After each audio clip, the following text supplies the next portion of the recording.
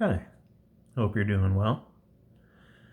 With American democracy under attack in unprecedented ways, uh, currently, I believe, I'm helped by looking back at poetry that, for me, has brought an experience of democracy, in the sense of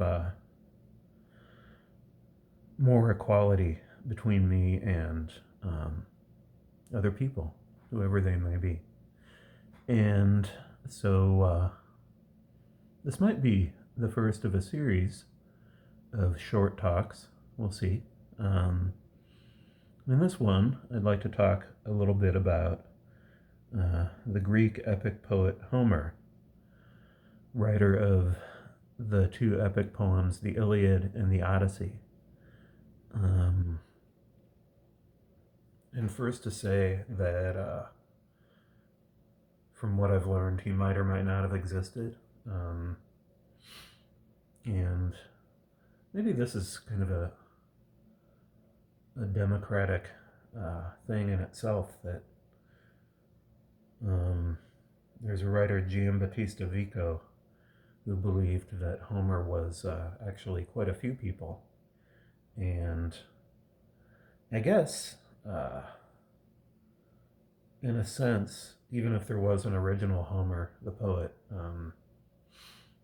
quite a few people produced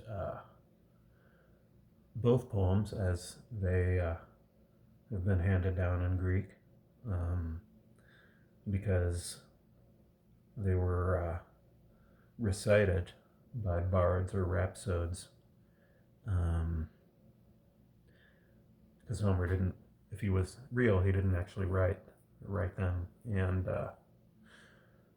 then the way I've read them, because I can't read ancient Greek, Doric Greek, if I remember right,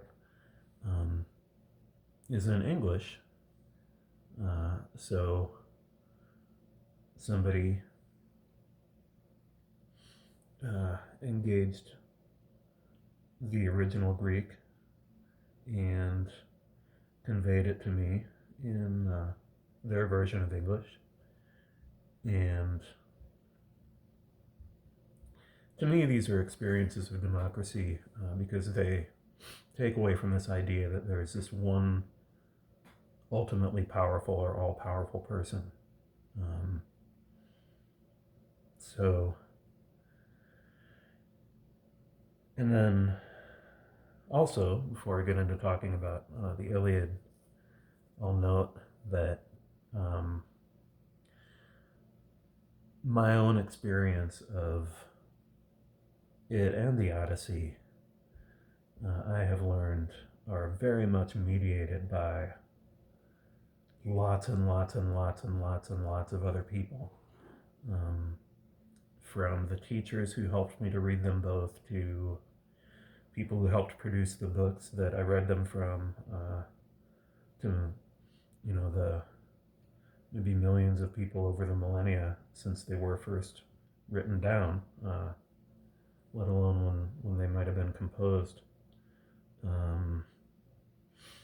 There's this tremendous community going back over thousands of years, lots of places, across different trades, different forms of media, that have helped me to have the experience today that I'm having of Homer's epics by talking about them. So, very democratic for me experience just in approaching these poems. And the Iliad, when I got to read it while reading for my PhD comprehensive exams, I found really wasn't what I'd been expecting or what I'd maybe heard about it. I had this idea that it was like Achilles, and that was mostly it. Like, there's this one kind of dude who's, super macho, superhero, whatever. And the poem is about him and how, and maybe how badass he is or something like that. Thankfully, wasn't like that at all. Maybe I was helped by reading Alexander Pope's translation, which, although it might be considered uh, super dramatic, and is, it also kind of brings his gifts for irony, in the sense that he brought to his poetry of more than one person being involved in it. And so I read about lots and lots and lots of different characters in the Iliad, uh, fighting and doing lots of other things too. And also, I read about gods and gods being among human beings, fighting among them, being brought into their battles, um, in a way that showed their own strengths and weaknesses, maybe, along with the human characters. And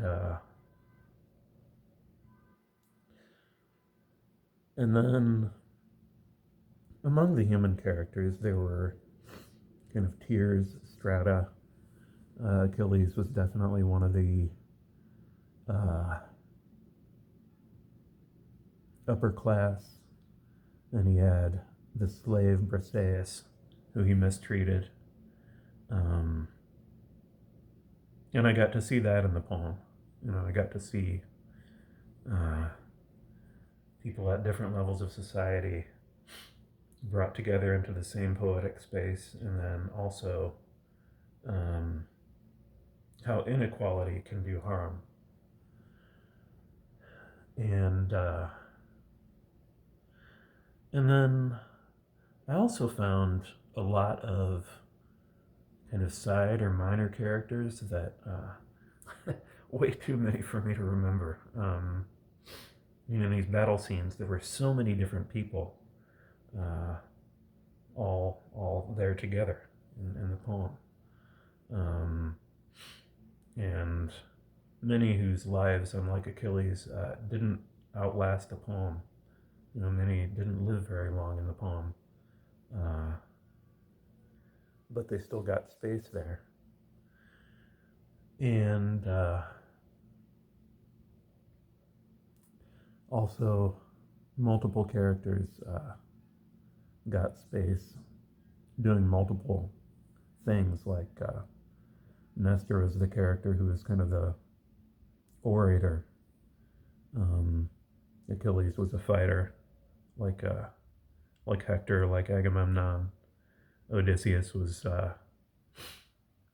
more of like a plotter. So different kinds of people got kind of honored, if honored is the right word,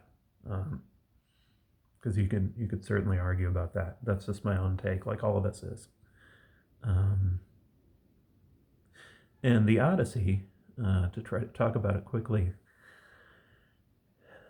in that I found a lot more different kinds of characters being brought together too.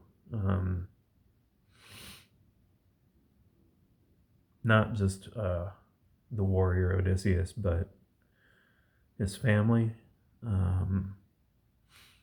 Not just people in kind of warrior positions in society, but people outside of those positions, like Odysseus's, in addition to his family, the suitors, and his father, and also people engaged in a lot of different kinds of activities, and some who aren't people, or human beings the way I understand them, and or the poem presents them. uh, the Cyclops, Polyphemus, and others, and then the gods and the goddesses who are there. In that poem are the, I don't remember if they're actual gods or goddesses, but the non-human kind of divine beings. Um, and then also, I believe in that poem, Homer showed a person being transformed.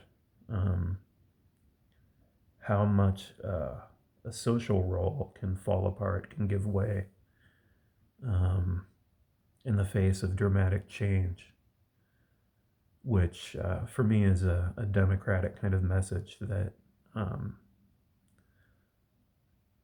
I mean, it's almost like anybody can be anybody, or at least people are very dynamic. And, what might be an accident of birth, the role that somebody's born into is not what's most innately true about a person. Um, and again, these are just my own readings, and Homer, or those poems are not what I would call, trying to think of the right word. They're deeply problematic with gender and lots of other things, I believe. But to me, also, they maybe 3,000 years ago, uh, they kind of helpfully level the playing field. And that might be helpful to me right now, especially because democracy was to some extent a Greek idea that America's founding fathers uh, helped to develop. But with both the Greeks and America's founding fathers, it was only extended to uh, certain people in the nation. Or in Greece, I guess it would have been a city-state, maybe. But the most privileged people had rights that everybody else didn't have. And again, however problematically, I believe both the Iliad and the Odyssey and my own personal readings of them have shown me that that's not right. And ultimately, that's not a reality. Thanks.